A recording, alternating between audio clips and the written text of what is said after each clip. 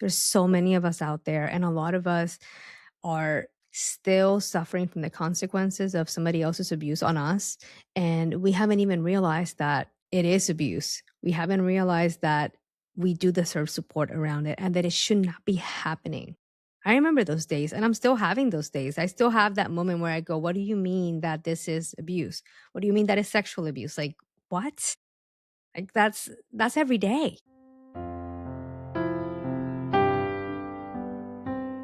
Have you ever noticed how certain news stories don't just upset you, they completely dysregulate you?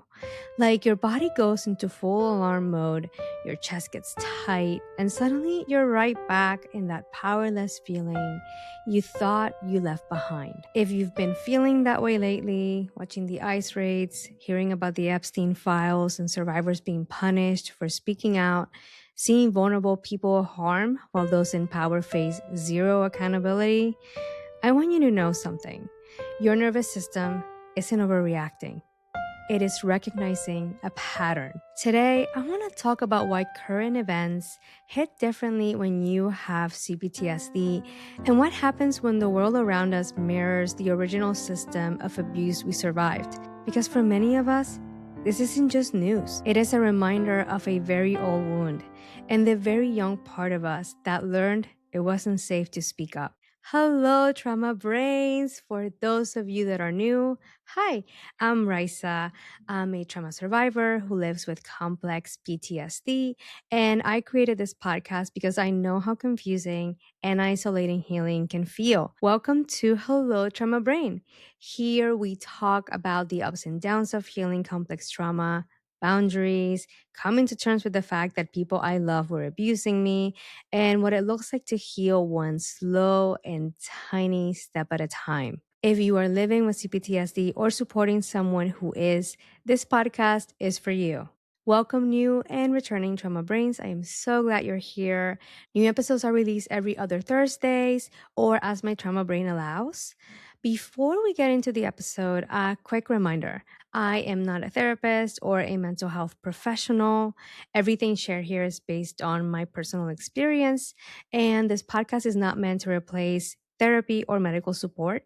If you think you may be living with CPTSD or any other mental health condition mentioned here, please reach out to a licensed professional who can support you. Any people, services, or resources mentioned in this episode are not sponsors of Hello Trauma Brain. Also, this episode mentions sexual abuse and child sexual abuse and may mention trauma or other topics that could feel activating. If at any point you need to pause, take a break, or skip the episode completely, please do it as best for you.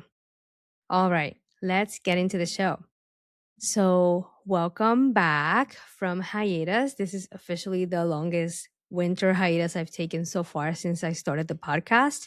Usually the podcast starts around the end of January, but yeah, I've been fighting some procrastination and avoidance. And for some reason just things kept happening and I kept postponing the episode, and even like coming on today, I feel like I had to kind of push myself to do it. And I don't know if it has to do with the fact that I'm going to be talking about something that kind of feels quite big. And there's some avoidance around that or fear of the reaction I'm going to get to that. Or if it's a part of me sabotaging a little bit because I did put in place some additional resources during the hiatus to help me podcast more sustainably. And I don't know if like a part of me is like, this is too good to be true and it's just avoiding it altogether. Still sitting with the feelings, but I have to say it now that I'm actually doing the thing, it feels a little bit more real and I'm glad that I'm doing this right now. So this is the episode that's officially kicking off the second half of season 3 of Hello Trauma Brain. And what I can tell you is that you can expect more conversations with guests, more solo episodes. I'm planning to do some testing around doing illustration episodes a little bit differently this time, now that I'm doing the video especially. And yeah, we'll see how it goes. Let me give you a quick check-in. There's been a lot of stuff going on about how I'm showing up today. I am doing another no makeup day, and part of it was this week I was wearing my contacts and the allergies are starting to kick off, and I was scratching my eye pretty harshly and something happened. I got basically what's called subconjunctival hemorrhage. So I got something just burst, and Let me tell you, it sounds and looks worse than what it is. I am actually okay. So don't worry. I'm okay. I'm not in pain. And it's pretty much just the reminder of when I see myself in the mirror of like, oh, that's right. I still have this like patch of little blood that's still healing inside my eye. And yeah, one of the things that is recommended to allow it to heal is not putting any makeup, especially eye makeup. And I have to say, a few years ago, I might have still done the makeup at my own risk, but I'm not doing that stuff anymore. I'm basically working away and distancing myself from those old narratives. And growing up, one of the narratives was if you were going to head out the door, you needed to look like a supermodel who is about to walk into a fashion runway, or a soap opera star that's like the lead with all the 9 yards, the hair straightened, the makeup, the nice outfit, like everything needs to be spotless.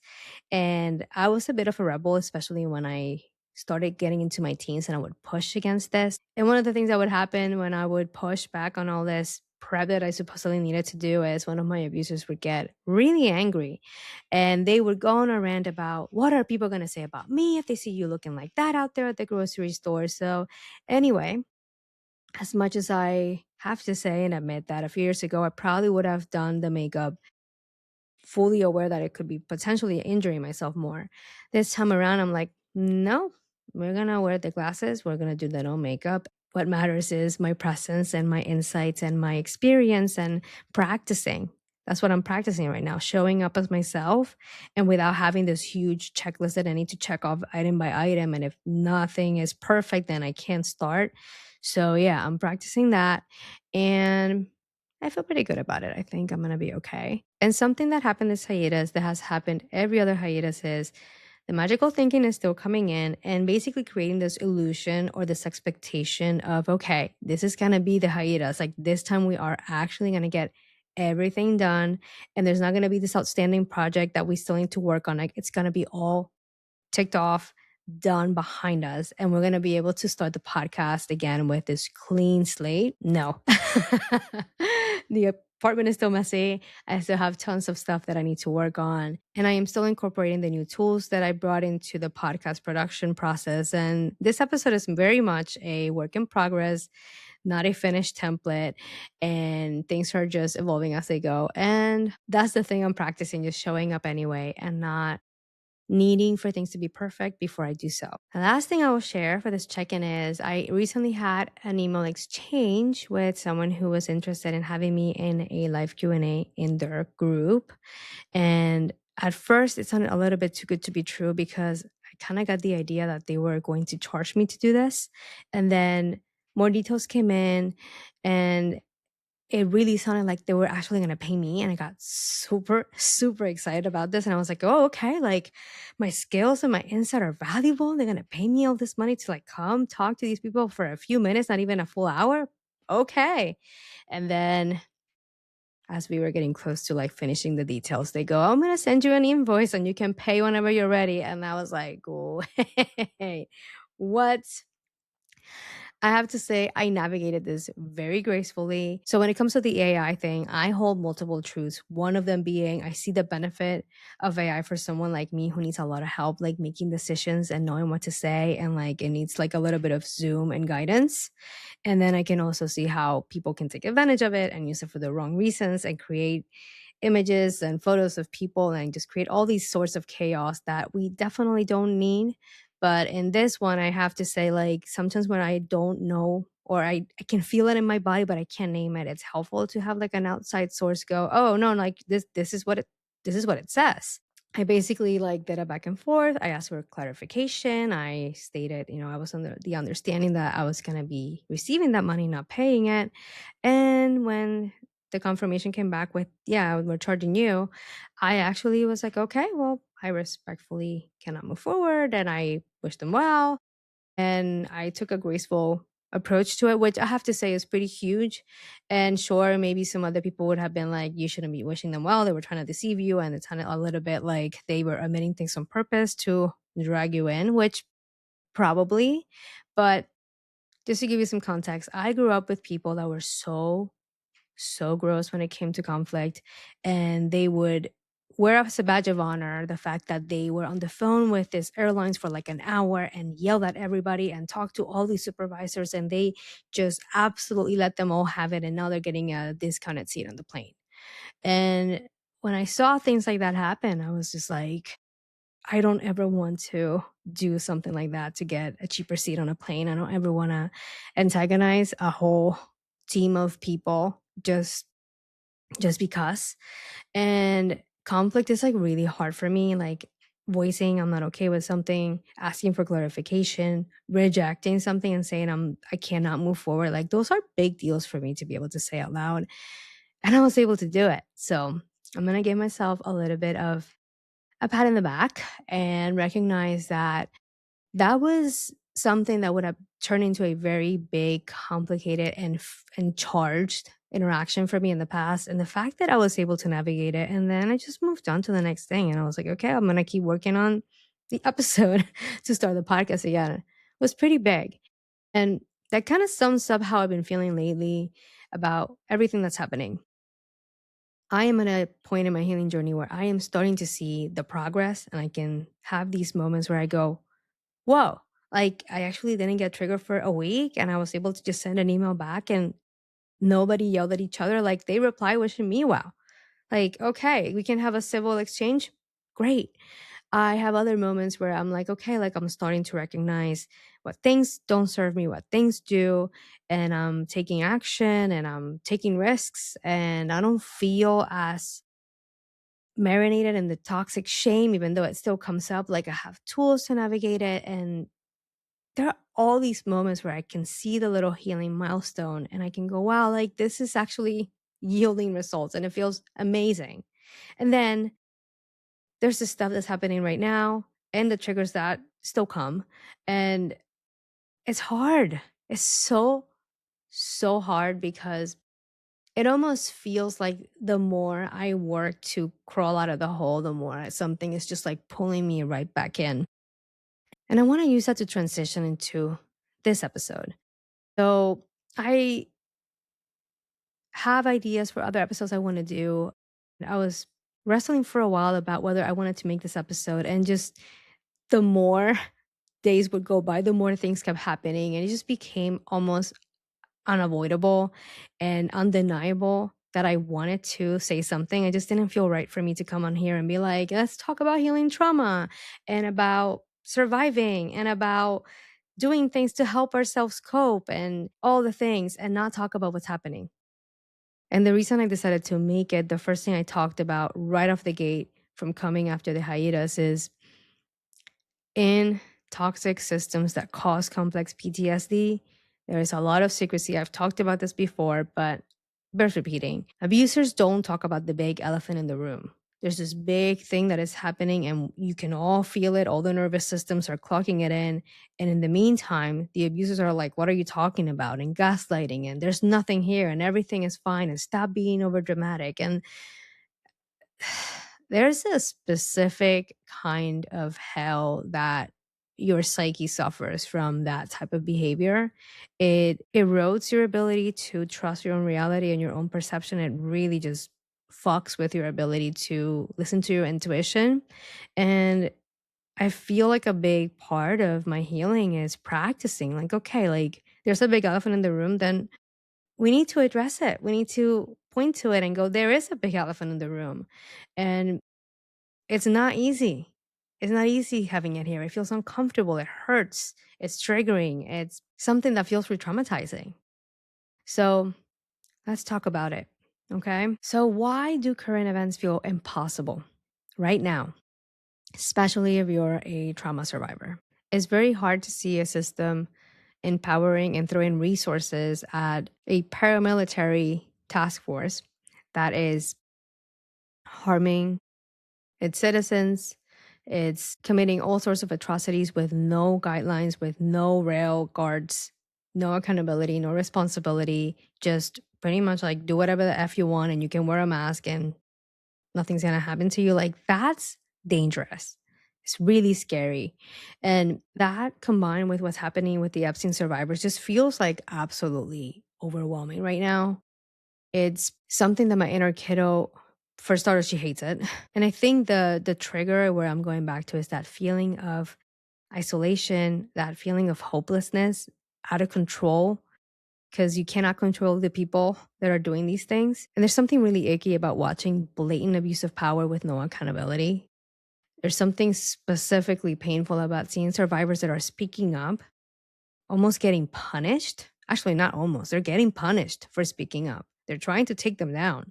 And if you're feeling like this, if part of you is just like, this is not okay, actually, that's because it's not okay.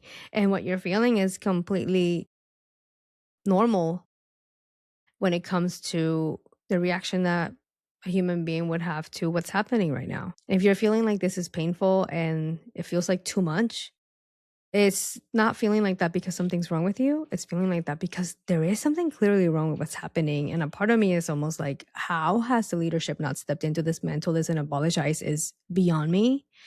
And the reactions that we're having are because we're recognizing this pattern. We've seen this pattern before. If you're a survivor of trauma, you know this. You absolutely know this. We know the pattern. Abuse happens. Nobody talks about it. If the survivor dares to even mention it, they get punished for it.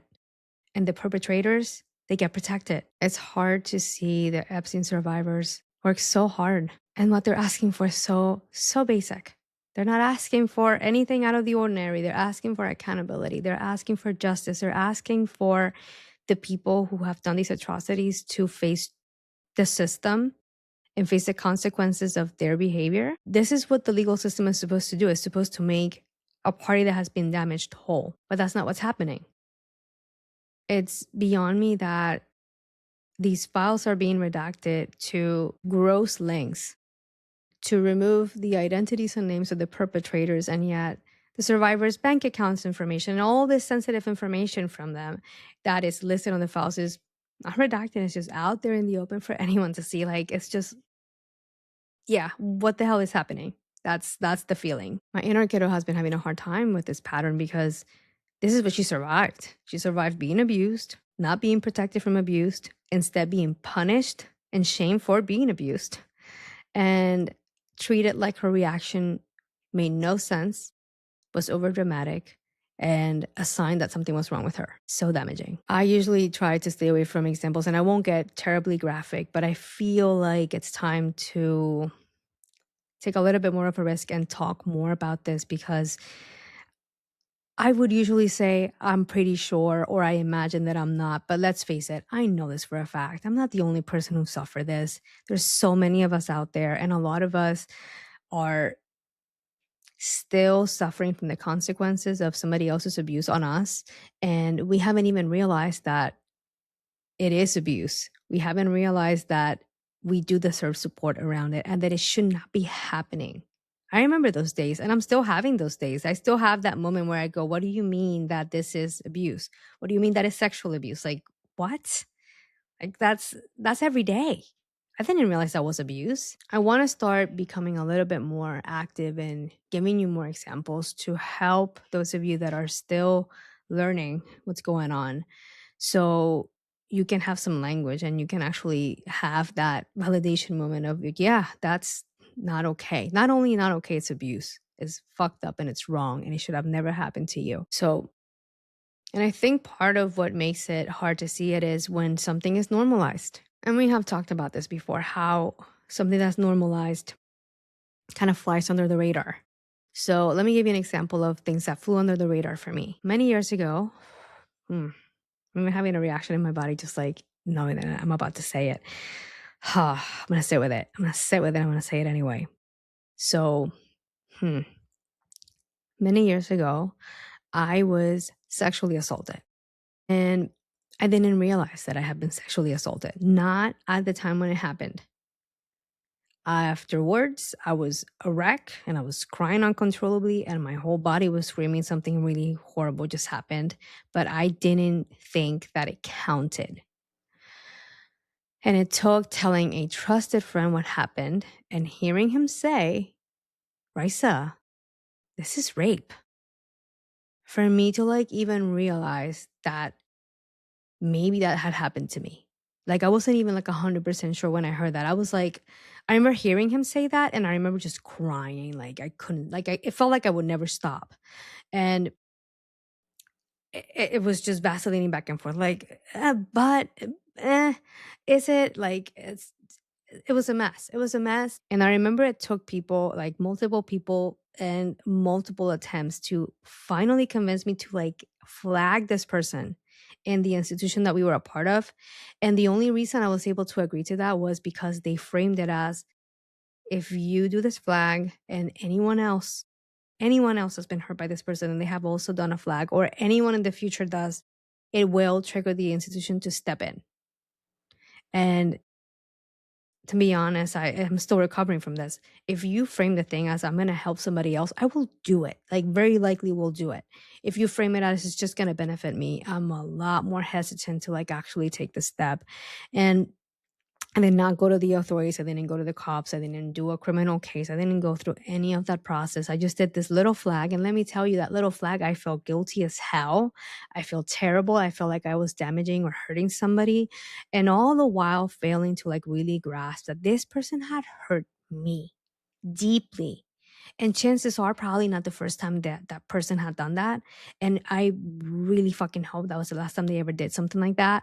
And for many years, it was just like, I didn't feel like I belonged in the space because it had a very narrow definition of what sexual abuse was. It had to be a stranger, it had to be in an alleyway, you had to have been beaten up, and a knife or a weapon was used to force you to stay still. Like, if any of those conditions were not met, if I knew the person remotely, if I had been involved with them in some way, then was it? And sadly, I'm not a rare statistic. A lot of sexual abuse cases involve someone you know, someone you trusted, which is a huge betrayal, by the way.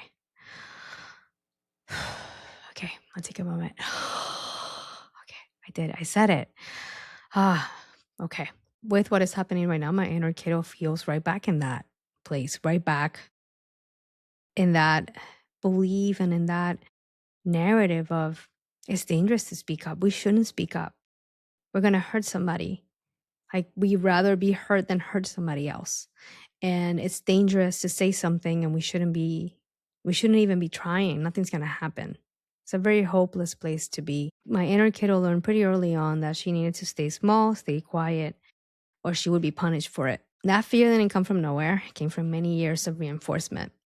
I'll give you some examples of things that I experienced and people that I was exposed to growing up. There were two people that were family adjacent, we'll say. They were not blood related to me, but basically they were so close to the circle they would consider like family. And one of them I don't remember at all because they were convicted when I was very young. So I don't remember any of my interactions with this person. And then the other one was present through some pretty crucial developmental years. One of them was convicted for molesting a child. So this is like a pedophile that served time in jail. And the other one did too. They served time, but it was for having child pornography. Heinous, absolutely fucking heinous. And the thing is, I was not protected from these fucking people. I was exposed to them. I remember the one person, he had this habit of like sitting me on his lap. And I remember the one time he like touched my lips and made a remark about how soft they were, which just my whole body, even just and I was probably between the ages of like maybe 8 or 9 and 11, around there, closer to the 8 or 9, I would say. One of my abusers saw it, and this is what happened. True story. They did not confront that adult. They didn't have a conversation with them. Nothing happened with that adult. Like, that adult never knew that they even noticed that was happening. They didn't know that they clocked it in. So what did happen was, I got yelled at behind closed doors later, and the rage fit and yelling was all about how I wasn't listening to them, and they're tired of reminding me that I can't let people do that to me, but I keep letting them do that to me. Take that in, that I was a child, and they not only failed to protect me, they shamed and blamed the abuse on me. 9 to 10-year-old girl. And that is one of the many reasons I am in no contact with that person in particular. And let me tell you, that's like the tip of the iceberg. There's so much stuff I'm still working through with that particular abuser. But That's one of the many times I learned if anything happens, it's my fault. And I totally did that as an adult. I remember thinking back to like, what was I wearing that night? Did I in any way like call that towards me? And I can actually remember exactly what I was wearing because I don't think I'm ever gonna forget. It's really infuriating. You think that we are at a point in time where we can recognize that survivors are not to blame for being abused, that a person that's conscientious and an adult and who is very aware of their behavior can be held responsible for their behavior, and a survivor should never be shamed or asked things of like, were you intoxicated? What were you wearing? Did you actually like say no? P.S. I did say no a bunch of times and they didn't stop anyway. It's absurd. And what's happening right now feels a lot like what has happened before. These survivors are seeing the perpetrators being protected at great lengths, and they're getting punished. They're trying to silence them, they're trying to shut them up, and they're refusing to go down. And I stand with them and I support them fully. And as a survivor myself, I'm outraged by what's happening. And that is why I am talking about it here. About the ICE raids, talk about re traumatizing. This has been repeating itself in history for a long, long time. I am just heartbroken. It's heartbreaking to see how people that look like me are getting treated like this. I am outraged that people that are trying to step in and protect these vulnerable people that are getting abused are getting hurt, killed. What the fuck is going on? Honestly, like I get it. I know enough about this that I'm not shocked about it. I'm not like, oh my gosh, can you believe that it's snowing in the middle of February? Like, yeah, it's fucking snowing. I see it, but that doesn't take the sting away from it. And to be honest, maybe that's part of the reason I've been hesitant to come on here. Part of me is a little scared that something's gonna happen to me for creating this content, for putting myself out there. A part of me sometimes wonders, should I be going out there? Should I not go to the festival? Should I just stay inside all the time? Should I stop posting on social media? Go back to audio only, maybe? And here's the thing, I'm a citizen. I'm a US citizen. I know that there is people in the United States who don't realize that Puerto Rico is a US territory, and that means that from the moment I was born, I was a citizen. I don't need to get a card. I don't need to get anything. I'm a citizen. Even that sense of safety of I know I'm a citizen kind of gets pulled from under, because knowing that somebody could see me on the street and target me just based on how I look, just based on how I talk, based on the color of my skin, nobody should ever know what that fucking feels like. And recently I was watching a show where it was about the United States back in the 1800s, and it's like people of color had no rights and women couldn't vote. It was just a part of it was just like, this is crazy. This is crazy. It's really heartbreaking because we should be at a point in history right now where seeing that show would spark a conversation about, wow, we're so fucking glad we're past that shit. Not shit, we're heading right back there. Like, not looking great. Though it's very easy to stay in that state of mind and feel overwhelmed. And of course, our inner kiddos are getting triggered to hell and back. I also want to talk about the things that we can do and how things are different now from how they used to be. Stay with me on this one, okay?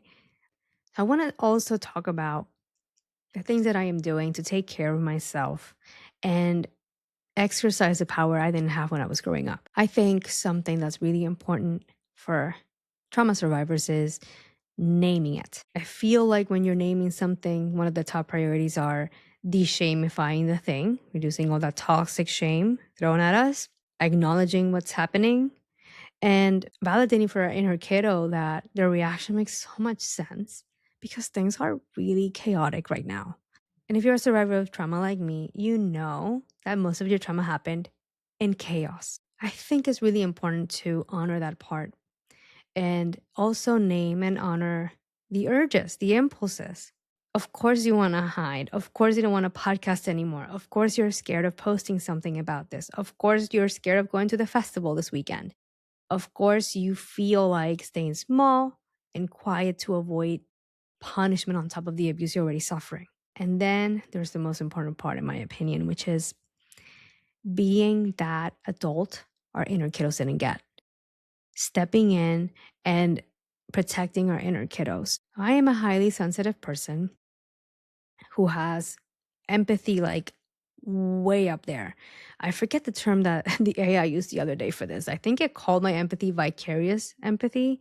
And essentially, to give you an example of how intense this can be for me, so I'm actually going to pull from that show that I was referencing earlier. It's called Death by Lightning. It's on Netflix, and it's about President James Garfield. And I will not say anything else because I don't want to spoil it for anyone who is not familiar with President James Garfield and what happened to him. What I will say is this.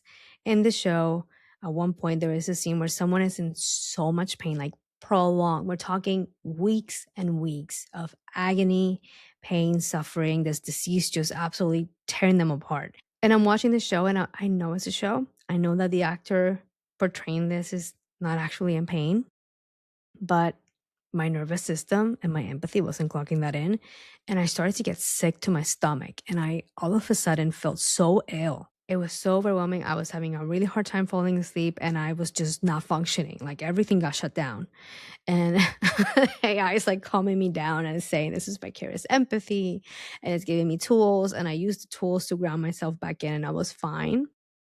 But I was thinking about it for a bit, like how just watching a show, okay, just watching an actor portraying this had that visceral impact in me. I've been thinking about how careful I have been with getting information about what's happening with ICE and with the Epstein files. And part of the reason I haven't read the files actually is because I'm very impressionable. Once I read the thing or seen it, it's really hard to get it off my head. And I have been exercising a few things that I have found helpful. For starters, one of the things I say to myself when I am navigating choosing how much to consume and how much to step back from, the criteria is the following. Is this going to re-traumatize me? Do I need to be re-traumatized to care and to take action? And I also ask myself, if I had this 5-year-old with me right now, would I show her footage of these things? Would I show her the article? And that kind of helps me determine how to proceed from there. And going for, I want to stay educated. I want to stay aware and I want to know what's happening, but I don't want to be re-traumatized by it. I don't want to get to a point where I'm exposing myself so violently to this that I'm sick to my stomach and I can't function. Because if I cannot function, I can't do anything. And I don't want to do nothing. I want to do something.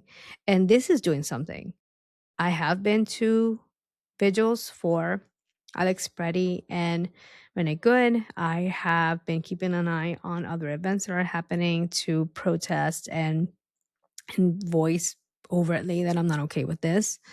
Taking care of myself. I feel like sometimes for survivors, like our needs and our self-care, they're so outside of the radar, like not even anywhere near the radar that we don't even think about it. And I feel like reminding ourselves that we cannot pour from an empty cup. We cannot help anyone if we are to the point where we cannot even function and help ourselves. I know it can sound cliche, but that putting your oxygen mask first before going to the next person in the plane to help them put theirs, like it's true. And something that I find very admirable about the relentlessness that the Epstein survivors have shown us as they just keep coming back and they refuse to go away is seeing survivors use their voice and fight back. And it's a reminder that we are not as powerless as we may think. I feel like little me, when she was 9, there was not much she could do. She couldn't just walk away from these people and say, F you, I'm going to move away and never talk to you again. She didn't have that luxury. It was not going to happen. It wasn't safe for her. And she needed to stay. I get it. Of course she did. And she survived. And I'm proud of her for that. But now I'm 38. I just turned 38 this month. I have been healing. I have resources. I have a therapist. I have a group. I have friends. I have been building this community for the podcast. Have so many tools that I never dreamed I would have, and they actually help me. I want to go back to we don't need to re traumatize ourselves to care. I feel like survivors, we already care so much. We're already so empathetic. Like, we don't need the gruesome details to understand the gravity of the situation. Like, we get it. Not everybody is like me. Maybe you can handle those graphic details and it actually helps fuel you and it doesn't disable you like it does to me. And I want you to know that it is okay for you to do and expose yourself to what you feel is okay and what works for your nervous system. But this is more of a message of acknowledging that it doesn't have to be all or nothing. We can be in this gray area. If you are like me and you're recovering from black and white thinking, which I am very much still recovering from this, I got two things going on. Either I don't know what's happening at all and I'm not even going to go near it, or I need to know every single thing, even if it's making me sick. And if you are struggling with that, I want to invite you to find a little bit more of gray. And two things can be true. You can take a break from it for a few days, you can set some boundaries around it, and you can still be someone who cares and who doesn't feel that what's happening is okay. I also want to acknowledge one thing, and that is that there are some survivors watching this right now who don't have the luxury of speaking up. It can be very dangerous if you speak up. And I remember being there. And in some ways, I feel like I might be still recovering from that. Actually, not might be. I am still recovering from that. What the fuck am I talking about? Of course I am. I want to acknowledge that for some of you, speaking up is not something you can afford. Not right now. And not for the foreseeable future. And if that is what's happening in your situation, I want you to listen to that. And I want you to know that you are just as worthy of being in the space. You are just as worthy of receiving support, of being helped. You are just as much of a survivor as I am. Speaking up about the abuse is not the criteria to be a survivor. Did you experience abuse? If that is ticked off, you belong here. This is for you. And I feel like when one of us speaks up, we're speaking for more than just ourselves. So I'm speaking up for you. If you cannot speak up, I know that the Epstein survivors are speaking up for you already. And every time we say it out loud, we're speaking up not just for us, but for those people who cannot. And that's personally why I'm doing this. I care. I'm not okay with what is happening to you or what has happened to you. And I hope that the day comes where it not only stops, but you're able to get the resources and the tools you need to heal and get better. Because you're not less human because of abuse. You have been wronged deeply, and you deserve support and help and protection. And perpetrators should not be the ones being protected. That needs to end. Survivors, we're the ones who need the resources. We could really use those resources going to ICE right now. A lot of people that are suffering could use those resources. That's not where it should be going. I know this is far from over. It honestly feels like it's just getting started. And maybe that's coming from a trigger place or a combination of everything going on right now. But what I will say is, I think it is important for us to realize that in order for our capacity to be available in the long term, we need to really, really prioritize ourselves and our well being. And there's no shame for that. You're doing nothing wrong. I think it's important. I think it's part of what can allow you to show up for longer. And I honestly wish this wasn't happening. That's the reality. I honestly I want to do an episode on K-pop demon hunters. Like, I am ready to dive into toxic shame and how that movie portrays it. That's what I would rather be doing right now. And this is more important. So here I am. I wanted to talk about it. And yeah, there's a big, big elephant in the room. Actually, a few. And you're not making it up.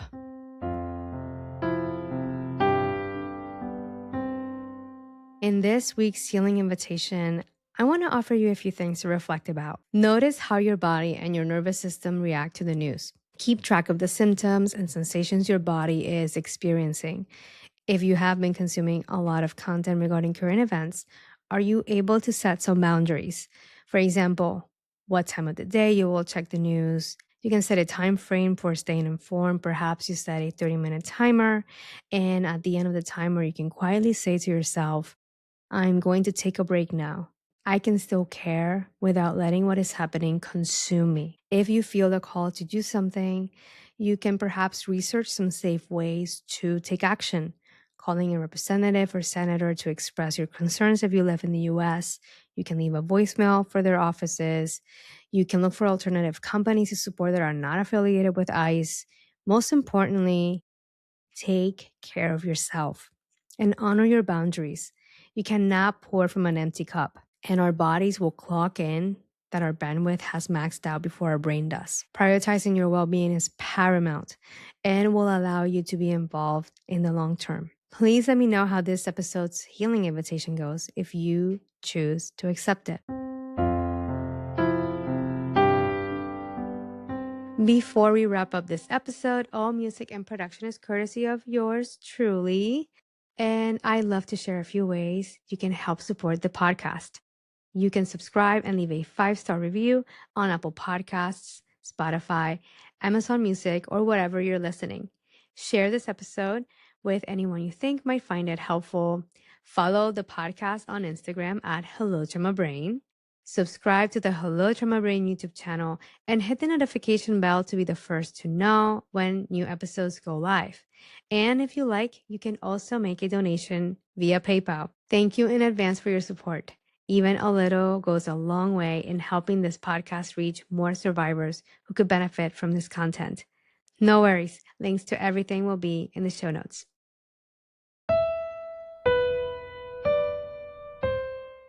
Thank you for joining me today. I hope you have found this episode helpful.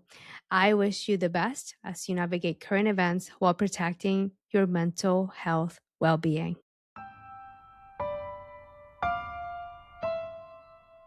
It is time for our farewell affirmations. I invite you to repeat after me. I welcome the belief that I am enough. I am lovable. And I deserve to heal. If you are watching on YouTube, there will be links on the screen shortly that you can click to subscribe and check out more episodes. I wish you a gentle rest of your day. Thank you so much for your presence, and I will see you next time.